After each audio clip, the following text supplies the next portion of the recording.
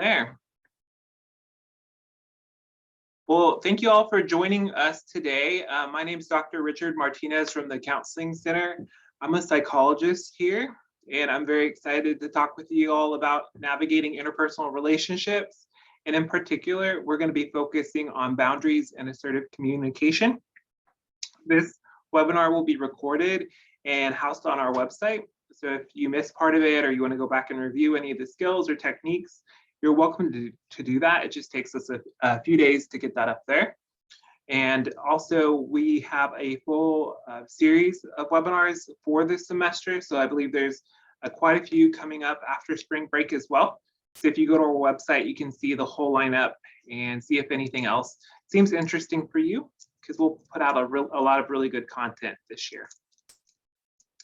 So let's go get started here. All right, on this slide, we'll talk about what to expect from our time together today. So I kind of broke it down into 3 parts. In the first part of our discussion, we'll talk about assertive communication. And, why these topics are important is because they're like building blocks and fundamentals to developing and maintaining healthy relationships with others.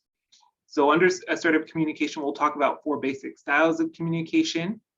We'll then review some traits, tips, and examples to help you build your familiarity with how to be assertive and implement that into your everyday life and relationships. Then we'll transition and talk a bit about boundaries. We'll cover, why boundaries are important. There's 3 different levels of boundaries. There's 6 different types. We'll have a little self-assessment so you can kind of get a sense of what style of boundaries you typically engage in or maybe struggle with. And we will talk about how to communicate our boundaries with others. And then finally, we'll close out our time together today talking a little bit about the Counseling Center and what services we provide to students. Let's jump right in and start to talk about communication. So I think to understand assertive communication, we have to understand what are other ways that people communicate that aren't assertive in nature. And so I broke this down into passive, aggressive, passive-aggressive, and assertive.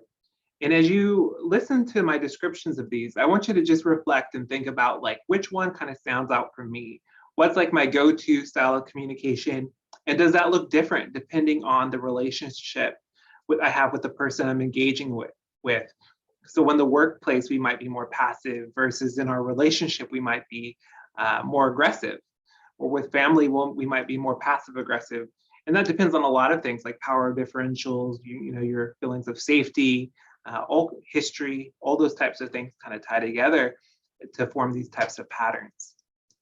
And also, as we're diving in, I want to give a shout out. This came from UK Violence Intervention and Prevention Center. So they do a lot of really good work in this area. So let's start off with passive communication.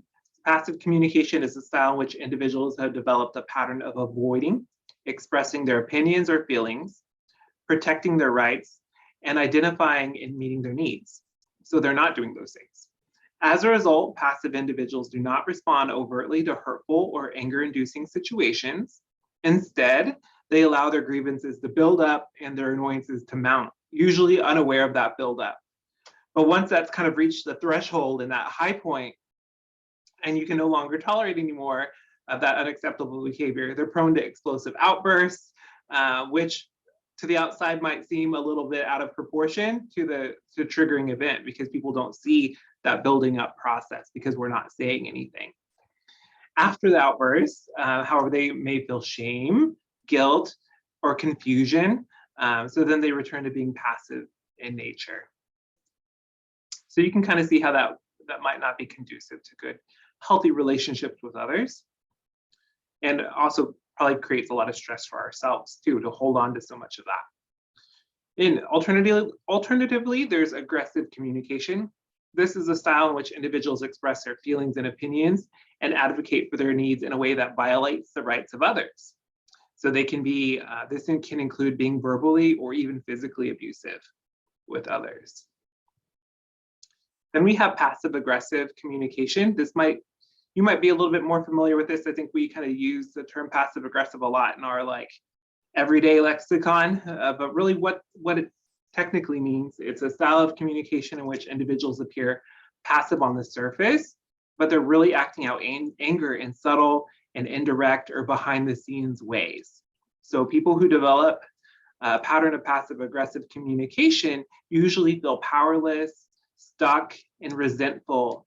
In other words, they feel incapable of dealing directly with the object of their resentments. So instead, what they're doing is they're expressing their anger in more subtle ways and undermining that person or that object that they feel that resentment towards. Then finally, we have assertive communication. And again, this is one of the things we want to learn how to do. And that's a style in which individuals clearly state their opinions and feelings and firmly advocate for their rights and their needs without violating the rights of others. So you're still respecting others while respecting yourself. These individuals value themselves, they value their own time, they value their own emotions, they value their spiritual and physical needs, and they're strong advocates for themselves while also being very respectful and understanding of the rights of other people. So it's a balancing act, right? And assertiveness allows us to take care of ourselves because that's fundamental for good mental health and healthy relationships overall. So let's talk a little bit about traits of assertive communicators. So as you'll learn, it's not just about what we say, it's about how we say it. So how we communicate is not just verbal, but it's also physical. And you'll kind of see that contributes to assertive communication and those who communicate assertively. So when we're being assertive, we're clearly stating what we need and what we want from the other person. We're doing that with eye contact that is direct and straightforward. I know there are some cultural differences with this as well, but generally speaking, if we're looking down when we're making a request and we're not making that eye contact, it's almost a sign of like submission, right? Or like where people might not take us as seriously because we're not making that contact and that connection. When we're being assertive, we're listening to others without interruption, because when we're interrupting people, we're cutting them off and whatnot, that can fall into that more aggressive type of communication. We're using an appropriate speaking volume. So again, if I'm mumbling and like stumbling over my words and kind of whispering and kind of making my voice small, that's again kind of like people might not take us as seriously. It's not projecting that sense of like respect that we want and that we deserve from other people.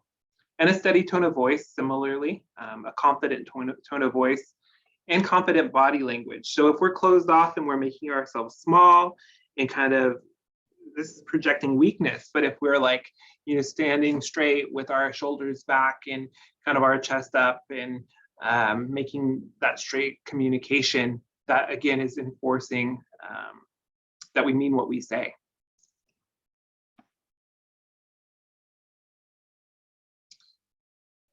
So I put together a couple tips here.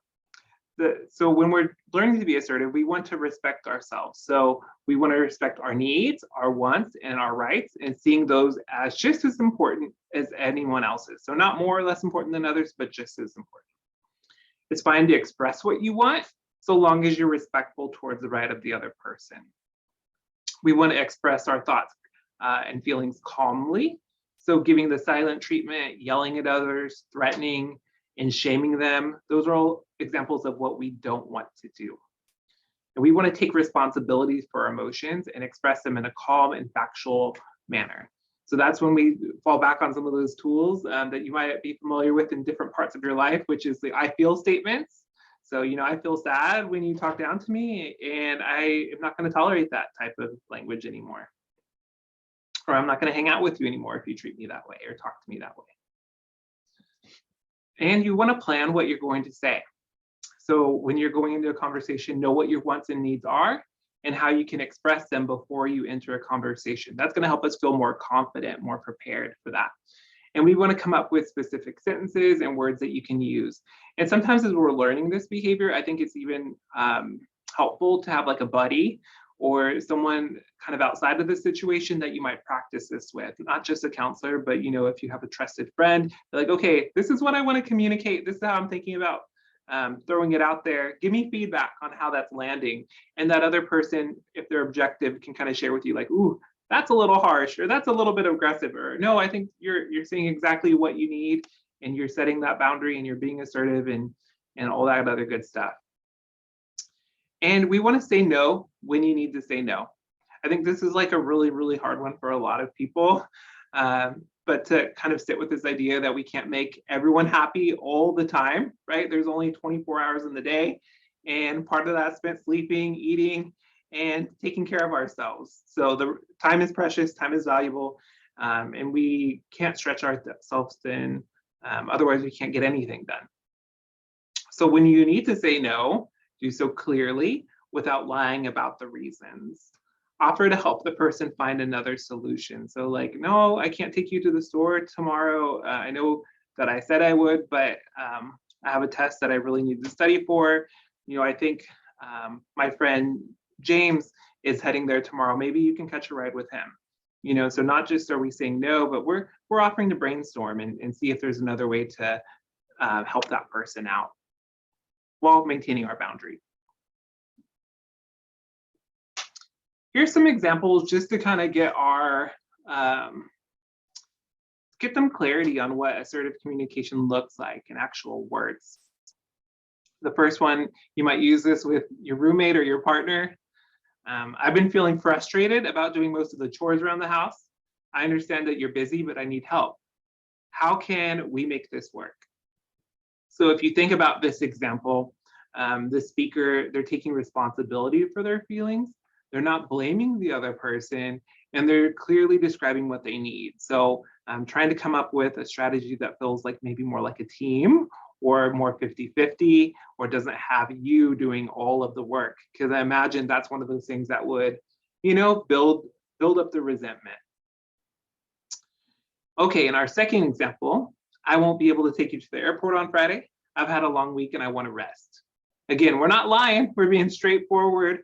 We're respecting our own needs, one of those being time, the need to rest, the need to recharge, and clearly saying no. And the next one is, I'm having a hard time sleeping when your music is on. What if you use headphones? Or I can help you move your speakers to another room.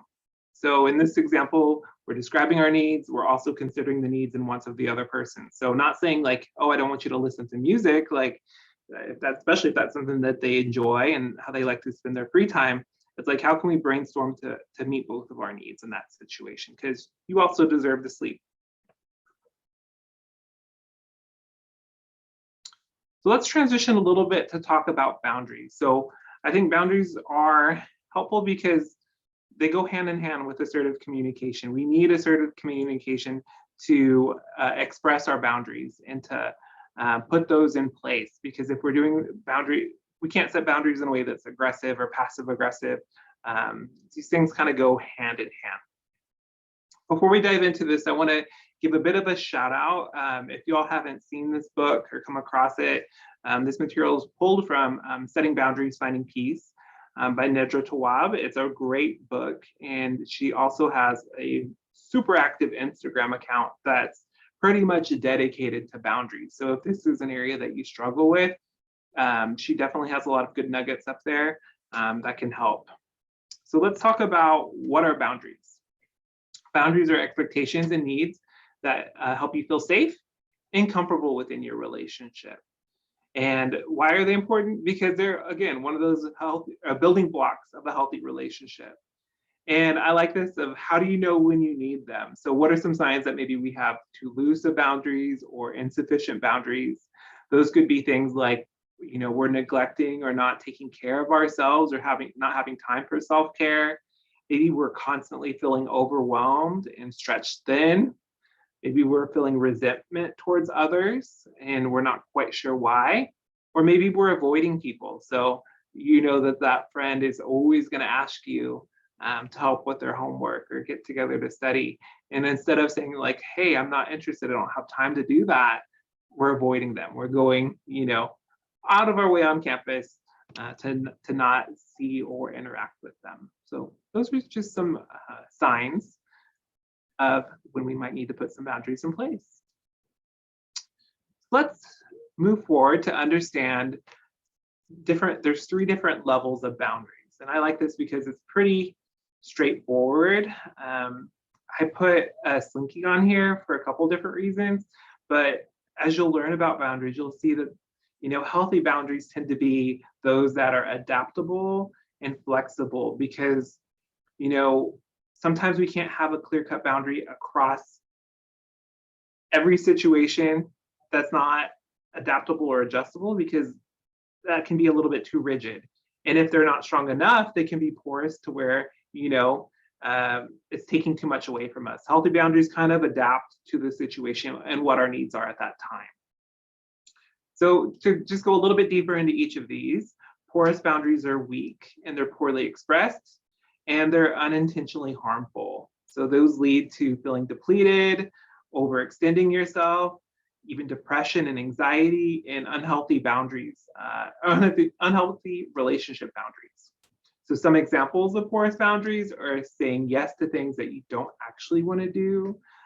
So things like loaning money to people because you feel obligated or when you don't have the funds to do so. Rigid boundaries involve, walls to keep others out as a way to keep yourself safe. That's like one way to visualize them. So examples include saying no harshly as a way to discourage people from asking you again in the future, and having a rule that, for example, you'll never watch your siblings' kids, things like that. Which, maybe there's some situations where, over spring break and they're going to pay you and you want to make some money. Could be, an adaptable boundary that you set. And then finally, there's healthy boundaries. So those require an awareness of your emotional, mental, and physical capacities. And we combine those with clear and assertive communication. So some examples include saying no without apologizing. That's a big one for people because it's the healthiest choice for us at the moment. Or supporting people financially when it's appropriate and when you can do so without causing financial harm to yourself. And we're using a couple of those money examples here. But money is typically tight. And then there's 6 types of boundaries. And you can kind of see here they fall and transcend a bunch of different domains. We'll just briefly touch on these. So physical boundaries consist of your personal space and your personal touch. So things to do with your body. And then there's boundaries we can set around sexual boundaries. Those consist of touching, making sexual comments, or engaging in sexual acts without express consent. And that is, things like that would be a violation of a sexual boundary. Intellectual boundaries refer to your thoughts and ideas, feeling free to have or express an opinion without being dismissed, feeling belittled or ridiculed. Then there's emotional boundaries. Those are when you share your feelings. It's reasonable to expect that others are going to support you. When someone belittles your emotions or invalidates your feelings, it's a violation of this type of boundary. And it's important, I think, when we are creating our emotional boundaries that we share gradually, not all at once. Like if you just meet someone and you tell them your life story, that can be a little bit overwhelming and they might back off a little bit. But we gradually warm up and share some of our emotions when it's appropriate. And you choose, of course, the people you confide in carefully. We wouldn't tell the cashier at HEB the same thing that we would tell our best friend, right? And there's also material boundaries. So those have to do with your possessions, whether that be money or your objects, your car, things like that, your study materials. And then there's time boundaries. This consists of how you manage your time, how you allow others to use your time, how you deal with requests for favors, and how you structure your free time. I feel like this is one that people struggle quite a bit with in my experience. So what I'd like to do, I think is kind of fun and interactive, is based on Nedra's work, she put together a boundaries self-assessment. So we're going to review that. And I want you, if you are listening and you have like a pen and paper in front of you or the notes section of your phone handy, I want you to, we're going to go through about 10 of these different assessments, and I want you to kind of get a sense of whether you would go with A, B, or C. And they're going to, each response is going to coincide with these 3 levels of boundaries. And as we go through these, you'll be able to like hopefully highlight different themes of where you might be, like what is your typical style depending on the situation. And it's also going to teach us through the examples, what do some of these healthy boundaries look like in a situation. So for this first one, let's say I say yes, there's a typo there. I say yes to a person when I want to say no. And so think to yourself, yes, I do that often. Or B, I say no and tell people I'm saying no so that they don't ask me anymore. Or C, I usually say no without apologizing or lying about it. So think about what you typically do in your relationships. So if you said A, that's an example of a porous boundary. So you don't have enough boundaries in place to kind of protect your time or your rights, that kind of stuff, your emotions, etc. If you said B, you have rigid boundaries. So you've put walls up so strong that nobody can get through, even situations where that could be helpful or mutually beneficial, or you have the energy to do so. And then there's C, healthy boundaries. That's an example of a healthy one. I usually say no without apologizing or lying about it. So that's like, again, being assertive, it's being straightforward, we're not making excuses, and it's flexible. I usually say no, doesn't mean I always do, right? Maybe there's special circumstances where I feel comfortable or I make exceptions. Again, it's adaptable and it's flexible when needed be. Okay, so for number 2, I feel like I'm constantly having to save people close to me and fix their problems. So think about no, I don't get involved in other people's issues. Or B, yes, often. Or no, C is no, I know my limitations and offer what I can when I can. So if you said A, that's typically the way you respond. That's rigid. So that means like I'm never involved with other people's problems and never offering to help them. Hey, so there's sometimes when you maybe feel invested in that relationship and that person and have a lot of empathy and you have time to help them with some of their issues, and maybe it's something you're really knowledgeable about. If you have those big walls up, you're not able to do that, right? B is porous. So yes, often, like maybe we don't have time to do that. We're feeling stretched thin because we're always trying to help other people fix their problems that we don't have enough time to handle our own, right? So maybe we need to find some smaller walls to put in place that help protect us a little bit when we need to. And then if you said C, that's an example of a healthy boundary. So no, I know my limitations and offer what I can when I can. Let's do some more here. Number 3, I regularly find myself sucked into pointless fighting or debating. A is yes. B is no, I don't experience that. And C is no, I try to keep people at a distance. As you're hearing these, you might already be able to start labeling some of these on your own before I tell you, just by guessing here. So if you said yes, you might have guessed that this is an example of a porous boundary. So we don't have enough boundaries set in place. So we're constantly getting sucked into that drama and into that fighting or debating. And that can create a lot of chaos for us. B is no, is a healthy boundary. So no, I don't experience that because I choose, if I get sucked in or not. And that again, maybe you pick your battles, or you just go into fighting or debating that doesn't feel pointless if it's something that you're passionate about. And then there's C, that's an example of a rigid boundary. So no, I keep people at a distance. So I don't fight or debate because I keep them so far away from me that we're not even in the same like atmosphere. so to speak. So you can kind of see how that would be like an extreme example of a boundary that would not be helpful overall because it's distancing us so much from people. And then there's number 4, I loan money to friends or family out of feelings of pity, guilt, obligation, or being threatened. If you said A, or let's go over the options first. A is yes, B is no, I loan money with clear expectations of when I'd like to be paid back. And C is no, I don't trust people, and or I want to hold on to every penny I earn.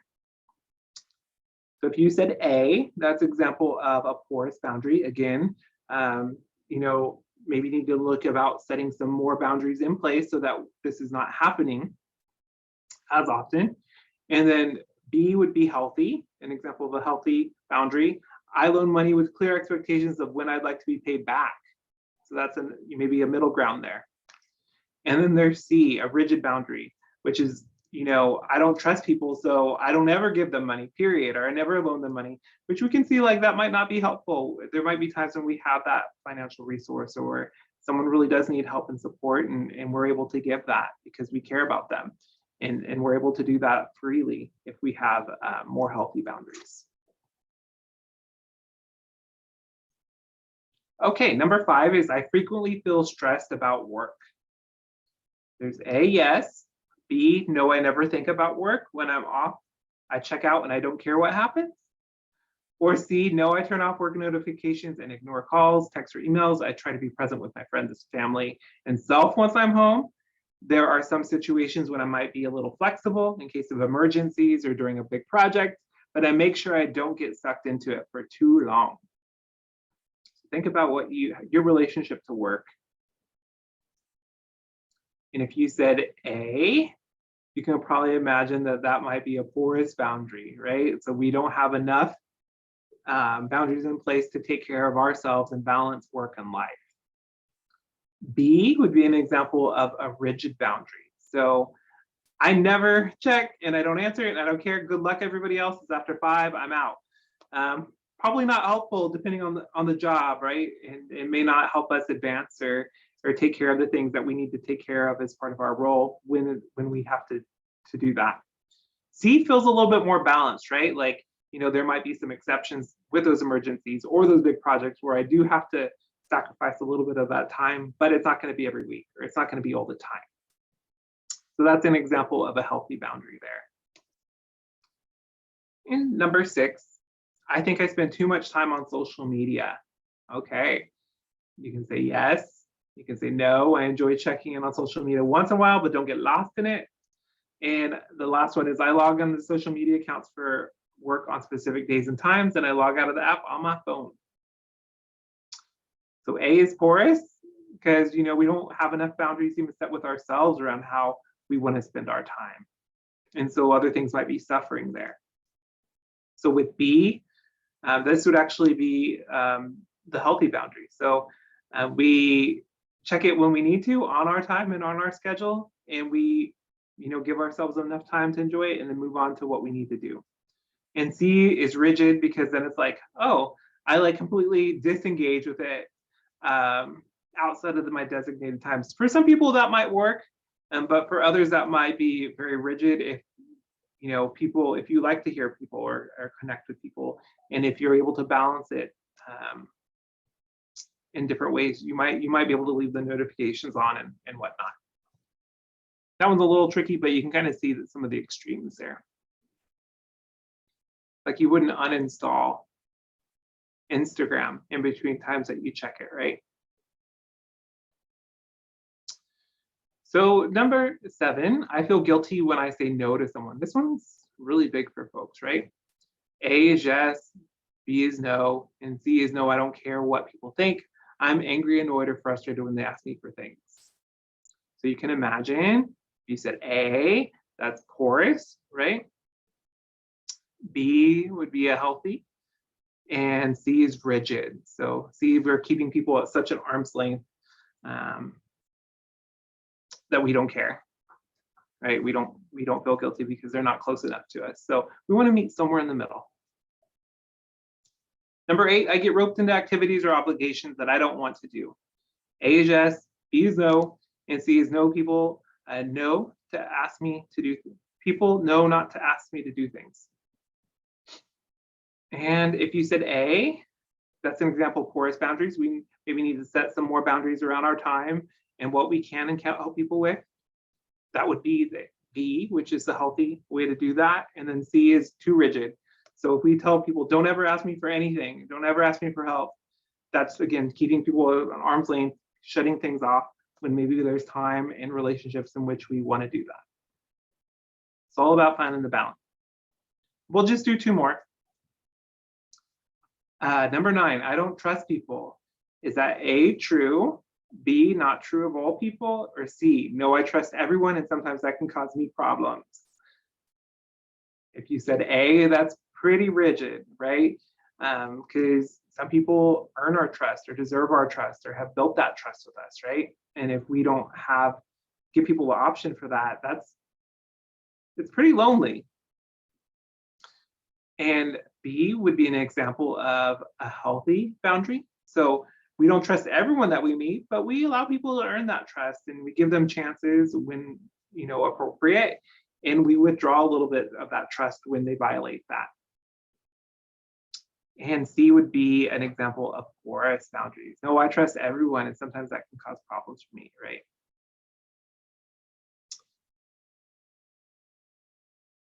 And number 10, I share too much personal information too soon. There's A, yes, B, no, or C, I don't trust people enough to share personal information. You could probably guess. A is porous, B is healthy, and C is rigid. So again, we want to build up to sharing personal information or those disclosures to kind of see, are people keeping our trust? Are people, violating the information that we share? That kind of stuff. We want to work up to that vulnerability, because it can be intense if we come in too hot, too quick. Let's talk for a few minutes about how to communicate boundaries. So hopefully you got a sense from that exercise of what porous boundaries look like, what rigid boundaries look like, and what assertive or what healthy boundaries look like, and some ways that you can start to implement these, and some language to those examples. But assertive communication, again, is key. There's a couple steps here that I laid out. One is to be clear. So do your best to be as straightforward as possible. Mind your tone. Don't yell at them. Don't whisper. People will miss the boundary if you use complicated words or jargon, or if you over explain. Take a deep breath and focus on being precise. And that's where that preparation can kind of come in handy and help us. The next one is to be direct. So directly state what you need in your request or when you say no. Don't just mention what you don't like. Ask for what you need or what you want in that relationship or that scenario.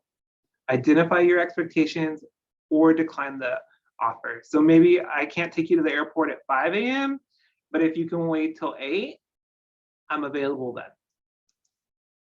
So step 3 is deal with the discomfort. This one's super important, especially if we're not used to setting boundaries or not used to setting boundaries in a specific relationship or dynamic.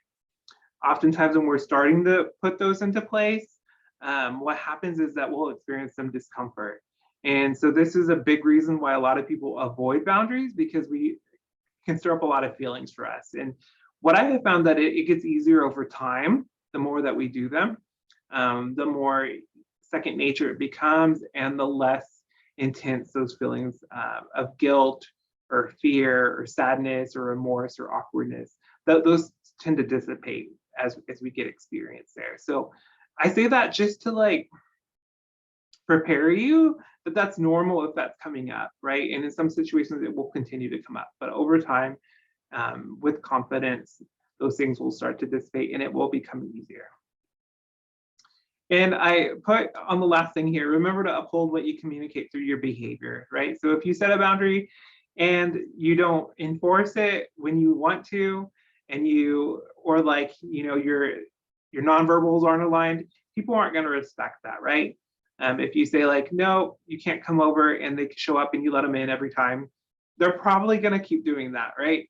And so to back up what we're saying when we want to do that and when we need to do that, and to try to be consistent with that, because sometimes we have to say no to someone multiple times for it to sink in, right? Or to communicate that boundary multiple times before it sinks in with that individual. So if we try it once and it doesn't work, we might have to do it a few times for that to be effective.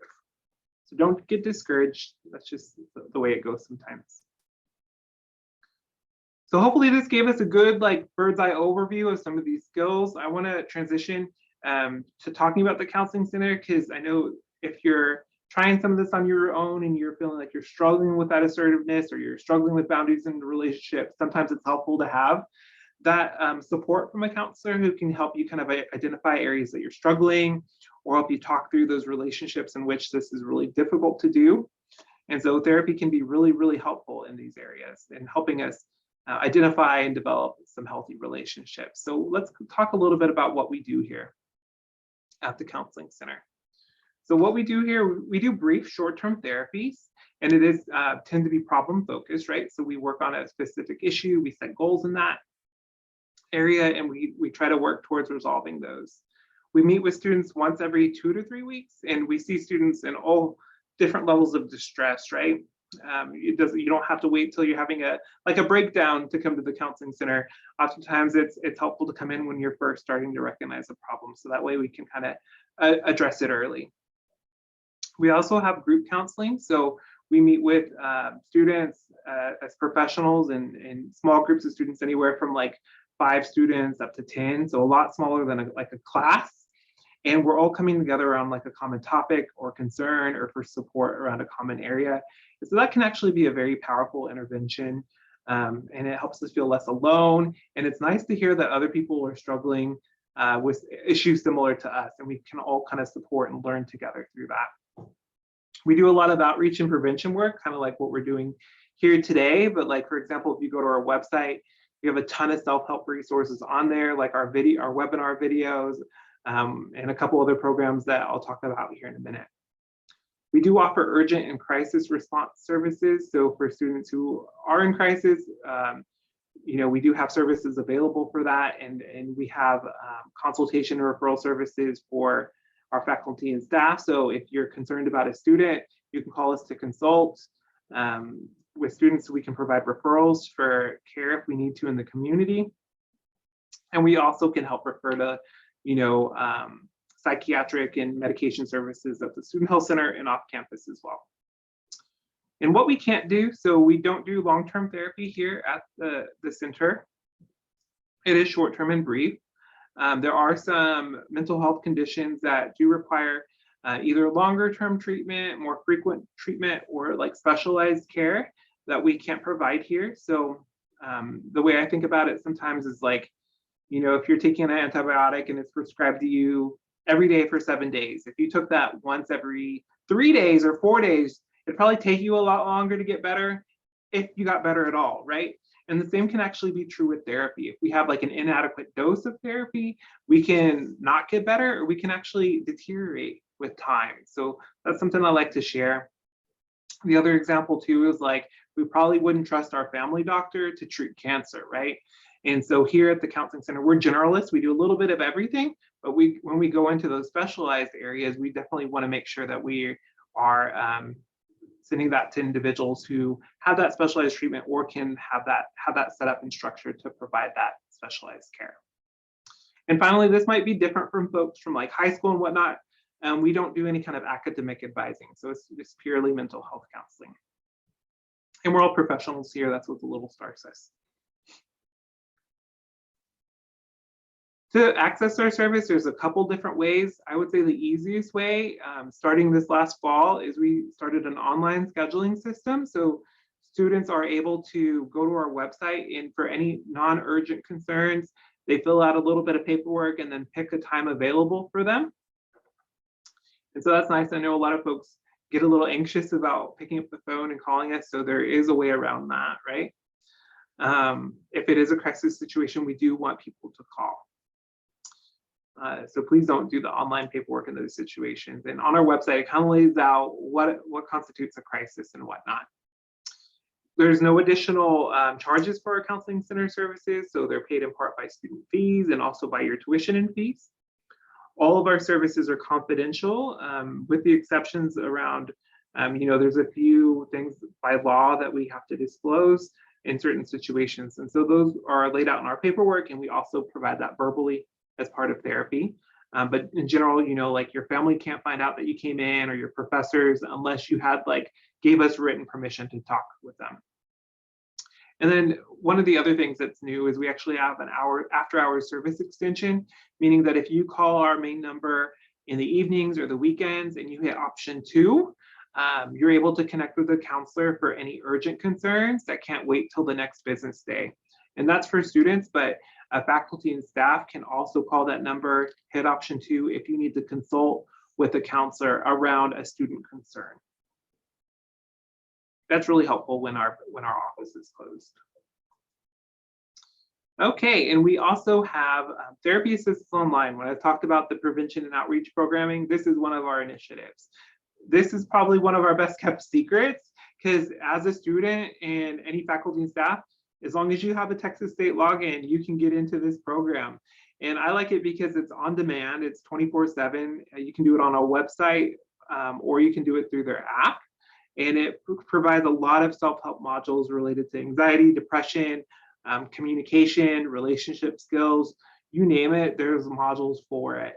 And I looked, and there's actually a lot around interpersonal communication. So if you're struggling in some of the areas we've talked about today, I think TAO could have some really good resources to help further your development and learning.